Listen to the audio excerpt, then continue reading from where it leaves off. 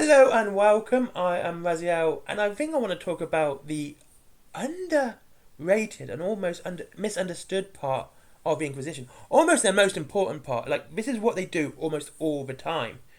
And it's, to me, absolutely fascinating. It really is. Which means it's probably going to be very boring and not full of people shooting holes in each other. Winning Scrabble with your silly, silly names, Zinch. Stop that. Have some normal words. Stop adding the Q's to everything. No word has 10 Q's. Stop it. Anyway, but the Inquisition are most commonly known for shouting traitor, heretic, burning people alive or dead if they're lucky, and, pretending things actually happen. And that's the way they work. That's the way they are. They're based on the Spanish Inquisition of the medieval times, and it's like I said, this is a really interesting subject because we have this very focused and way of doing things that we see in 40k. That we have these ideas, almost like a meme culture of the Inquisition, that they are brutal, they are horrible. I'm not saying they're not, by the way. I'm just saying this is the average perspective. But when you look a little bit deeper, which is good in the Eisenhorn and Ravner books, you actually learn that they are more akin to a police force rather than just the average mental case who likes to really hurt people so they can say the words that they want them to hear. And I think this, to me, is fascinating. Now, the thing is, what actually got me to do this was I was actually going to talk about retcons and missing lore, and I will do that video. But this, to me, I had all those bullet points written out and everything. I ended up writing these bullet points instead, which ends up being far more interesting, in my opinion. And wow, this is where it goes. So, it's the Space Wolves. Now, this is kind of a retcon. Now, let me explain. The Space Wolves, after the First War of Armageddon, were quite unhappy that the Inquisition were going to basically sterilize this entire populace of Armageddons and work them in an extreme forced labor camps so they would work themselves to death. Space Wolves thought this was quite bad and decided to start taking them away. The Inquisition said, give them back. Ulrich Slayer said, give them back, don't start a war, don't be an idiot, Logan. And that's where it should have stopped, and that's where it stopped in the 5th edition Codex. That's exactly where it stopped.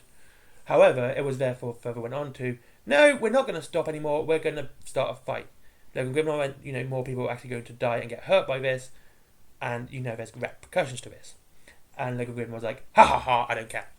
So that was the way it worked. Then, basically, the moments of silence happened, and there was fight. And Logan Grimnar killed a Grand Master of Grey Knights. Which, by the way, the fact that the Inquisition did nothing to the Space Wolves is a retcon, by the way. This basically it breaks the fundamental law of the Inquisition, but there were no repercussions for the Space Wolves at all. It is kind of what really annoys me about it. It really does. They would have been blasted. Fenris would have been exterminated to dust. There would have been Death Watch, Sisters of Battle, Grey Knights, and Minotaurs, Black Templars, anyone they could get on their side to fight the Space Wolves, they would have got said, you like the God Emperor, yeah? Well, you're fighting for me now. Right, you're a whole 1,000, which I see, each one has 10 more than it should have. Yeah, Black Templars, oh no, right, let's go. Let's go fight these guys. And they went, yeah, they've gone against the Emperor. Tally-ho! And that would have happened, but it never did. And that is a kind of a bothersome, because it, like I said, it fundamentally breaks the law of the Inquisition, and it doesn't work. However, when we go into the Dark Angels, how they work, because this always comes up in this conversation, that the Dark Angels also kill Inquisitors, yeah, but the way they do it doesn't break any form of law. It really doesn't. See, Dark Angels, secretive, Inquisitors, inquisited. Well, silly. So, basically, the Inquisition went to the Dark Angels. Yeah, we sent an Inquisitor to investigate you. Yep. Yeah, he never arrived. Would be the response. What do you mean he never arrived? That's didn't turn up. What do you want me to say? Are you sure he didn't turn up? Maybe got lost in the warp. It's a big, scary place. No. He definitely said he got there. We haven't seen him. Maybe it's warp shenanigans. Maybe it was a fake psyker.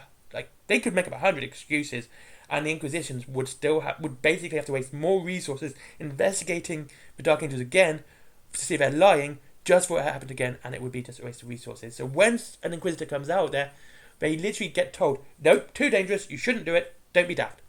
And this is why it's usually low-level Inquisitors who wish to investigate Dark Angels. And last time, one of the biggest ones is in the comic book trilogy, the Will of Iron trilogy, which is well worth a read, by the way, where her ambition to bring down the Dark Angels ends up making her fall to chaos and dying because they didn't kill her. Like, she wasn't killed by the Dark Angels. They just sort of led her to the way she would end up dead by constantly covering stuff up. And that's, like I said, like that fits the lore both of Inquisition and the Dark Angels, where the Space Wolves one doesn't fit the lore for the Inquisition because it straight up doesn't. And then there is the police side, and this is the bit I find the most interesting. There is a lot of paperwork for the Inquisition. Like, if you've read the Eisenhorn books or you've read the Ravner books, you know what I'm talking about.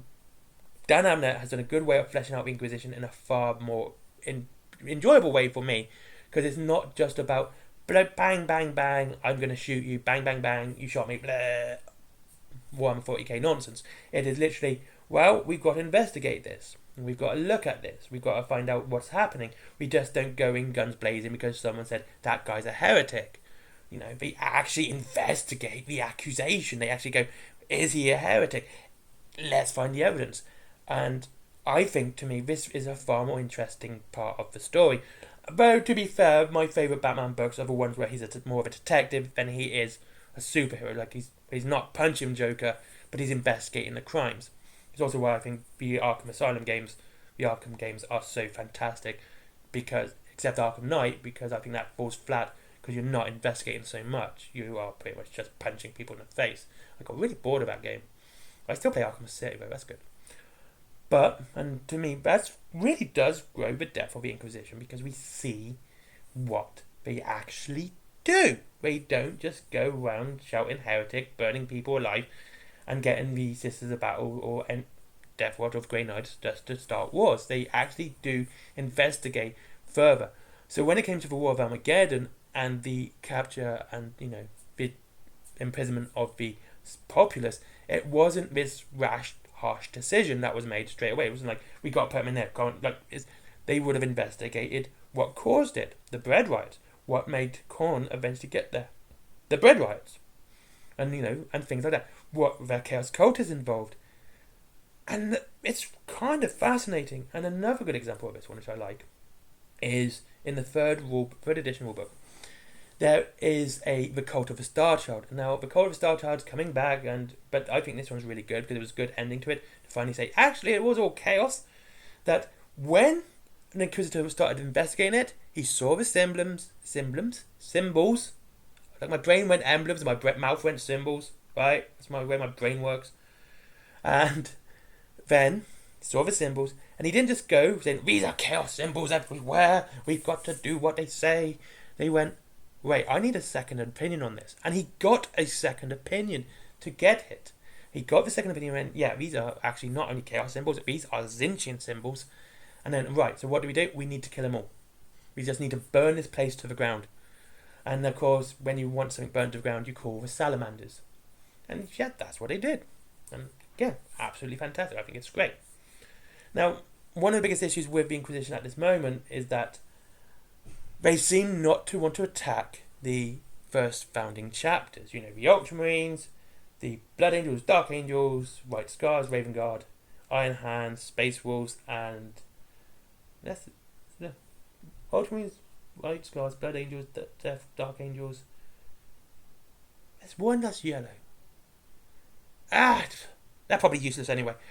And they don't investigate them. They get away scot-free. Like, with that bit about the Space Wolves, they get away scot-free. And when a Space Marine chapter turns down to one, like, there's literally one guy left, it's literally like, let's just get rid of them. That's like, they're all dead, let's just make a new chapter. Imperial Fist got down to one, and they were rebuilt. Yes, they were rebuilt with their own gene seed from the Crimson Fist and the Black Templars.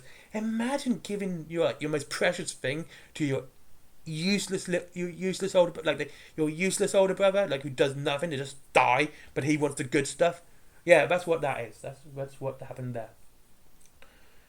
And there are obviously some organisations which are above inquisitorial investigation, the Adeptus Custodes being one of them. They're not allowed to be ever investigated. However, they can join, but they also have their own investigative branch, which is, again, really interesting to see how the law works in 40k. And it's not just someone shouting, a heretic, or, there is actually procedures in place, and they do dabble on it. Dan Abbott does do a good job at showing the investigative side. Luckily, he doesn't do the whole paperwork bit a la Hot Buzz. But yeah, this is just my interesting. This is one of my biggest parts of why I like the Inquisition, which is why I tend to build big imperium armies, so I can have this big inquisitorial force like Thrax. I just think that stuff's fascinating. I love Inquisition. They're one of my favorite sub factions, and I want to see a proper army, which apparently we might be getting. Anyway, thank you very much for watching. I hope you enjoyed this video. It went on a bit longer than I expect. Well, it always does. Thank you very much for watching. If you'd like to see more, of course, I'm going to do more lore videos, because those are the ones you guys kind of like when I talk about lore in this fun, energetic way. I know this is actually how I talk, by the way. I am quite infused. When I'm infused about something, I get quite excited. And I'll see you all again soon in the next one. Link to Whaling Games down below if you wish to save up to 20% on your Warhammer. And free delivery off to £20 there is for Better Planet, but comics, DVDs, manga, etc, etc, etc. Again, stuff from there supports the channel, and I am always grateful to see you guys go in there. There's my comic, and I've seen a couple of people buy that, and that makes me really happy. It really does that people buy that and read it. If you read it, leave a review. And there's my merchandise as well. I mean, this kind of stuff makes me happy when you buy this stuff. When I do get stuff like that, I know it's not very common, it's very rare, but it makes me really happy. Because it makes me go yeah, I like this kind of stuff. And there is Skyforge. I don't get any money from Skyforge. He is a friend of mine, and I do want to support his business. And see you all in the next one. Bye-bye.